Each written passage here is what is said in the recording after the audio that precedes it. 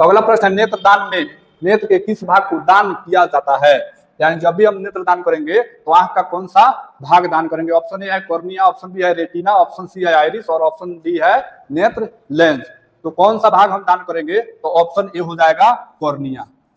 Cornea, तो cornea कहाँ पे स्थित रहेगा? तो देखिए यहाँ पे कॉर्निया कहाँ पे स्थित रहता है। अगर ये आपका आंख के डायग्राम हो गया, अब ई वाले देखिए, ई वाले भाग को, इतना वाले भाग को कॉर्निया कहा जाता है, कॉर्निया कहा जाता है। और रेटिना देखिए, तो रेटिना का काम क्या होता है? अगर रेटिना की बात करें हम, तो रेटिना क्या होता है? तो कहेंगे रेटिना को दृष्टि पटल कहा जाता है, दृष्टि पटल भी कहा जाता है। क्वेश्चन पूछता है, आंख, मानव आंख में प्रतिबिंब कहाँ बनता है? प्रतिबिंब कहाँ बनता है? कहाँ बनता है? तो कहेंगे रेटिना। आइरिस क्या है? तो आइरिस समझिए, आइरिस क्या है कि जो आंख में रंगीन भाग होता है उस वही आइरिस है। जो व्हाइट वाला से घेर रहे हैं यही आइरिस होता है। आइरिस का काम क्या होता है? तो आइरिस का काम ये होता है कि इस आइरिस को हम परितालिका कहा जाता है,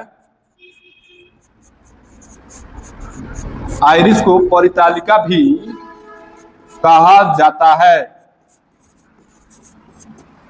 आइरिस की अगर बात करें तो आइरिस को परितालिका भी कहा जाता है। तो जब हमारे आंख में प्रकाश प्रवेश करता है तो ये प्रकाश को नियंत्रण करने का कार्य करता है। जैसे आप धूप में है और एक बार आप छांव में जाइएगा तो आंख से थोड़ा कम दिखाई देगा कुछ समय के लिए, तो इसका आइरिस का काम क्या है? तो उसी को नियंत्रण करना आइरिस का कार्य होता है। और नेत्र लेंस क्या है? तो नेत्र लेंस की अगर बात करेंगे हम, नेत्र लेंस ये आइरिस के पीछे रहता है।